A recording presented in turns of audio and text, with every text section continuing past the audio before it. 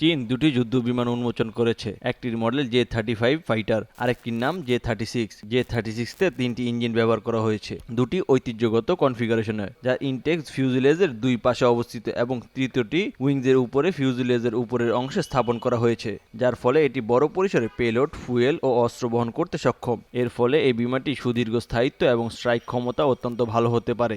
J-36-এ 3টি engine. Radar স্থাপন করা হোক না কেন, বিমানটি সহজে শনাক্ত করা যায় না। ভবিষ্যতে এটি আঞ্চলিক স্টেলথ বম্বার বা একটি মাল্টি রোল ফাইটার হিসেবে বিবর্তিত হতে পারে, যার যথেষ্ট এয়ার টু এয়ার এবং গ্রাউন্ড অ্যাটাকের ক্ষমতা রয়েছে। বিমানটি দীর্ঘ সময় ধরে ভারতীয় আকাশসীমায় প্রবেশ এবং অবস্থান নিয়ে সক্ষম হতে পারে, যা একটি গুরুতর হুমকি সৃষ্টি করবে। J-36 সম্ভবত প্রচুর ভারী অস্ত্র বহনে সক্ষম, জ্বালানি ও সাপোর্টও বেশি, বড় ও দীর্ঘমেয়াদী আক্রমণে যা মারাত্মক পারদর্শী। এটি সব ধরনের মিশনে ব্যবহারের উপযোগী। প্রতিটি বিমানের দাম $200 থেকে $250 মিলিয়ন।